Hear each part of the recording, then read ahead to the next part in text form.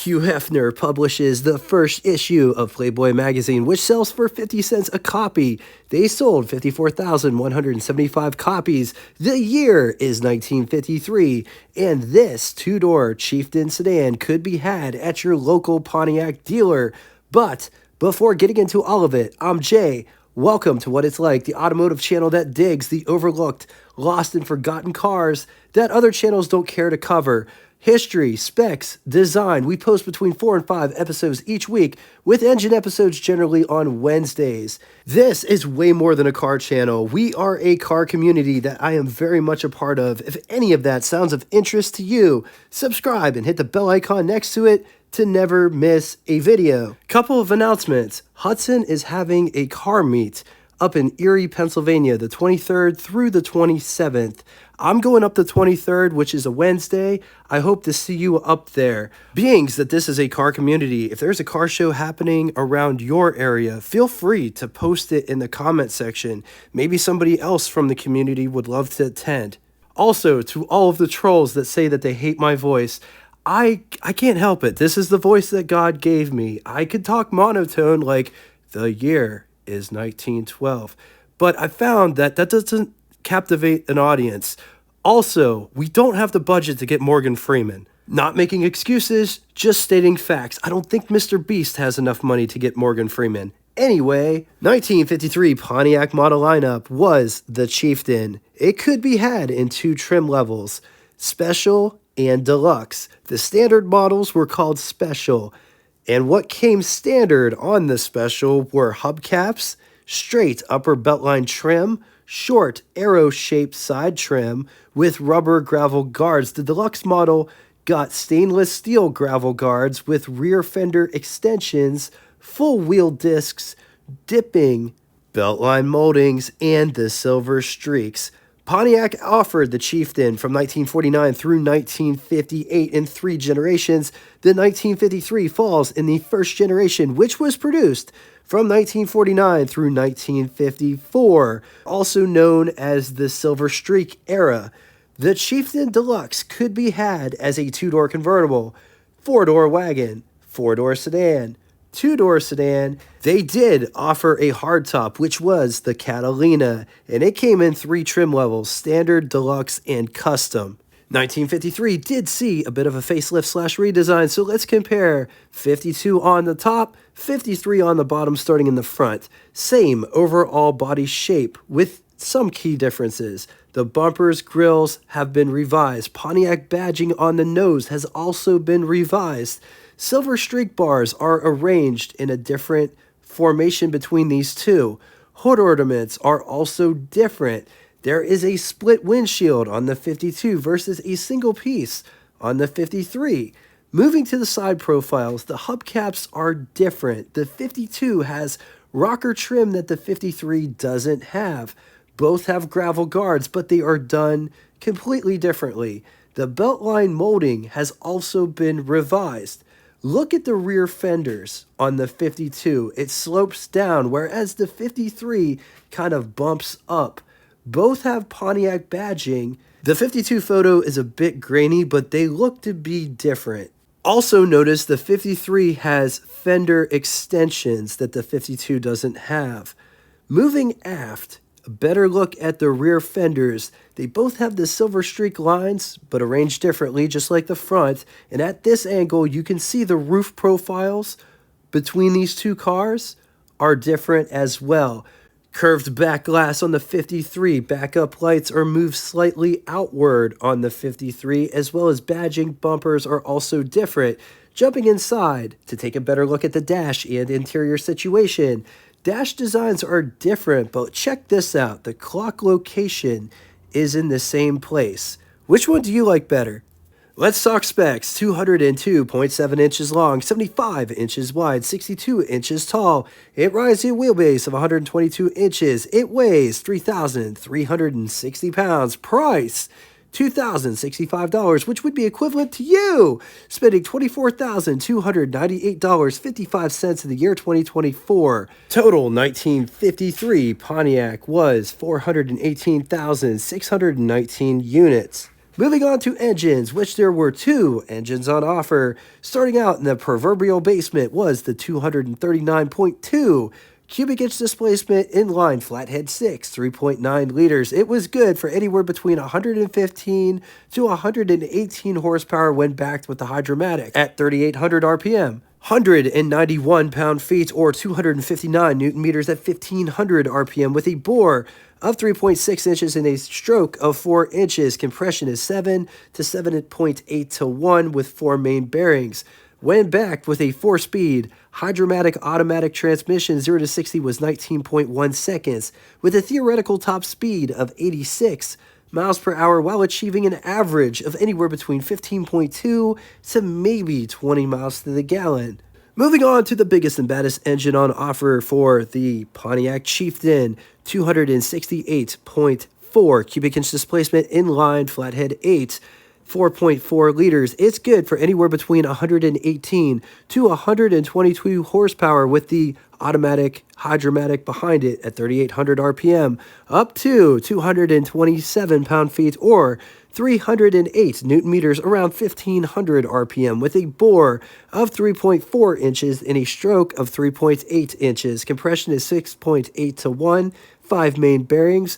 When backed with the automatic Hydromatic 4-speed automatic transmission, 0 to 60 could be had in 17.9 seconds with a theoretical top speed of 87 miles per hour while achieving an average 13.9 to 15 miles to the gallon. There were two transmissions on offer, 3-speed synchro mesh or the 4-speed automatic Hydromatic. This car is currently for sale at Classic Auto Mall, Morgantown, Pennsylvania, where they have this car and 900 other cars currently for sale. Anyone could go peruse their inventory, whether that be online or in person, but I swear when you walk through those front doors, you could hear angels sing. Insert angelic voice, because if I do it, people will get offended. For more information, hours of operation, directions, and to see more pictures as well as get the full scoop on this car, be sure to click the link below after the show. All right, let's talk styling. Just notice all of the stainless going on with this car.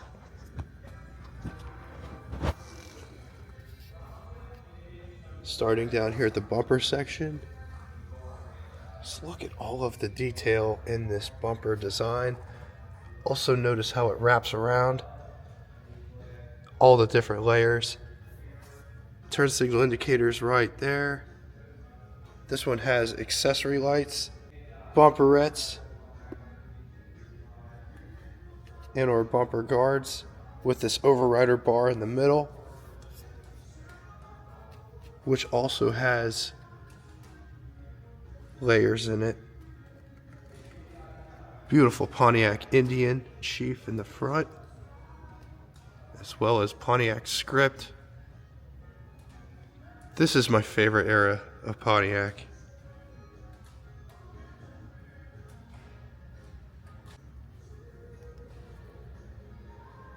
These headlights, massive bezel around it. But let's get to the piece de resistance right here, this Indian Chief, which lights up at night.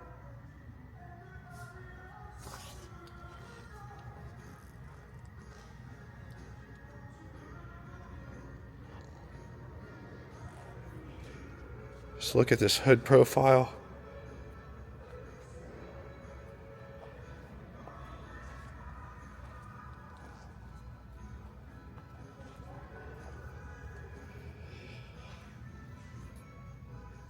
There are these stainless bits as well as center line that goes back towards the windshield with windshield wipers that oppose each other.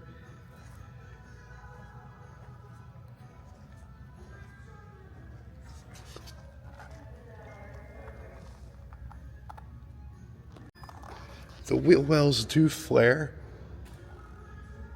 but notice the wheel well is more of an oval shape than it is round because it comes up to here. Check out those wheels.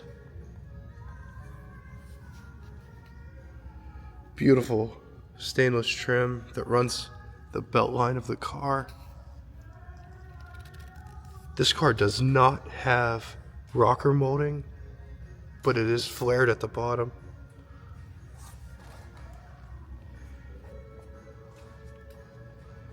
There is no cowl vent, but it does have stainless trim that goes around the windshield, as well as drip rails that start at the base of the windshield, and they run the cabin of the car. This one has a spotlight.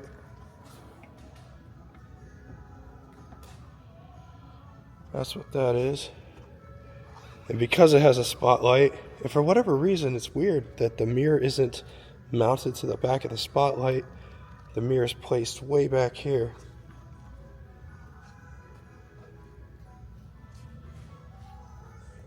Door handles, as well as door handle pad.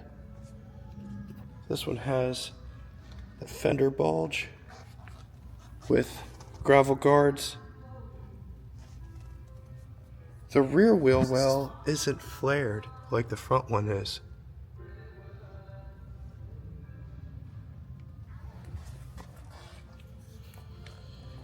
Gas filler is on the driver's side.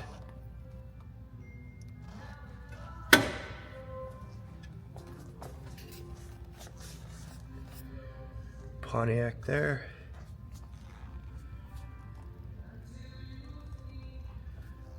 Short fins, if that's what you want to call them. Reverse lights. Nice Pontiac script with straight 8. It just says 8.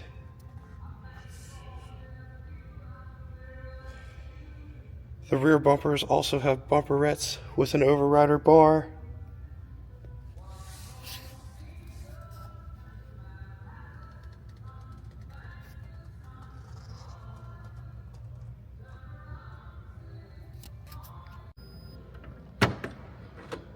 Getting inside, but before we do, notice there's a key lock on the driver's side, which is a rare feature for a car from this era.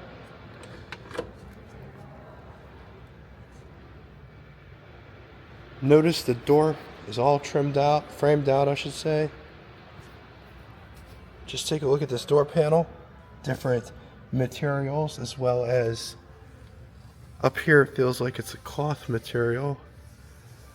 And same material, just textured. And down here vinyl with Brightwork separating it. Armrest, as well as door handle to pull the door shut. Door handle to get out. You could also use this as a door handle to pull it shut as well.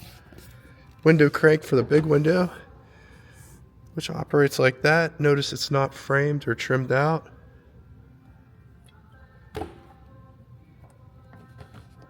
Another crank for the vent window.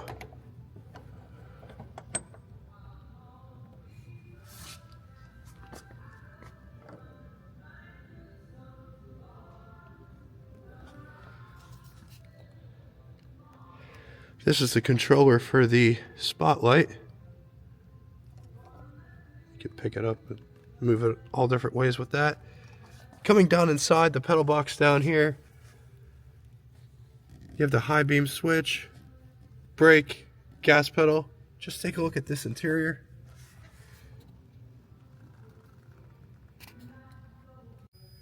Here is what over the hood looks like. Here is what first person over the hood would look like. On to the button switches and knobs, starting on the left and moving right. Headlights, windshield wipers, amp meter, gasoline gauge, left turn signal indicator, 100 mile per hour speedometer with bright light indicator right below the number 50 on the speedometer, odometer, right turn signal indicator, oil pressure, coolant temperature, drive modes read, neutral, drive, low, reverse, right footwell vent, left footwell vent, key, lighter, AM chieftain radio, heat and ventilation controls, as well as fan blower speed, clock. Over the hood would look like. Up above, there are sun visors. Operate like this. Look, there's a cigarette holder and coins. That's so cool. I've never seen anything like that. How cool. There is a small rear view mirror in center, as well as another sun visor over here, which has an accessory mirror.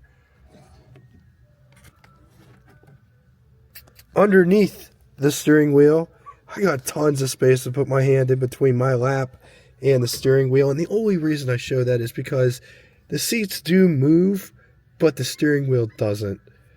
Getting in the rear, that's how much space there is to get back there. Also notice it's all carpeted. Small transmission tunnel. This is what the front looks like from the back. Let's take a quick gander at the greenhouse or the pillar to glass ratio. It's pretty nice in this car. This is what visibility looks like out the back from the back seat. There is a nice parcel shelf in the back. There is tons of space back here. I'm not sitting back, I'm not sitting upright. I'm pretty sprawled out, and I still have tons of knee space. There are robe rails on the back of both seats for a heavy blanket in the wintertime. Creature comforts, aside from the robe rails and the tons of space, there is an armrest as well as ashtray. The windows do go down back here. They operate like this. There's a coat hook here, as well as dome light in center. Everything found on the driver's side is found on the passenger side. There's a grab handle to hold on to as well on both sides. Coming to the under the hood section. The hood releases right here.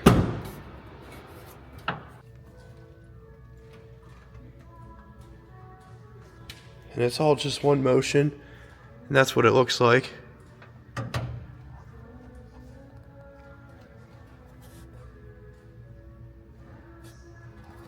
Six-volt system. Look at that long, slender battery. Also, this one's got the straight 8. Dual horns, which are mounted to the firewall. The coil is mounted right there to the engine block itself. Generator way down inside. Massive oil bath air cleaner.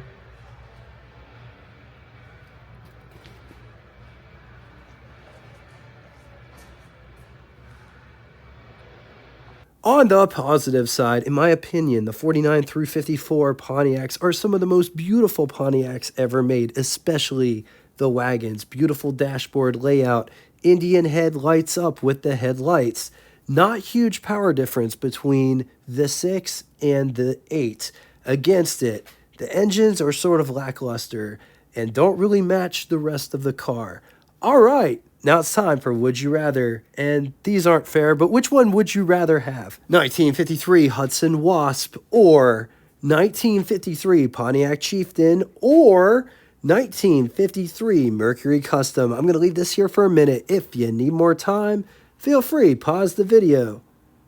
On to the second scenario, 1953 Nash Statesman, or 1953 Pontiac Chieftain, or 1953 Dodge Coronet. Once again, gonna leave this here for a minute. If you need more time, feel free, pause the video. On to Name That Tune. First person to get both the name of the band and the song title correctly in the comment section will have their comment pinned to the top of it. Thank you all so much for coming out and watching this. If you'd like to get in touch with me, shoot me a comment in the comment section below, or check out our Facebook group that correlates with this YouTube channel. I like posting different classic cars, vintage cars that I find for sale locally that are stellar deals. You'd be amazed what's for sale right now. If you'd like to send me something more personable, send me an email at what_its_like@yahoo.com. Thank you so much for making this car community, and until next time, toodaloo! All right, what follows is all of the unused B-roll with backing music. The backing music isn't part of Name That Tune. Enjoy. It's future me. couldn't use the background music, even though it's public domain and I took the audio from bands. I just don't get why YouTube has it's such a stickler for music. So that's why I don't put music on these. You could play whatever music you wish.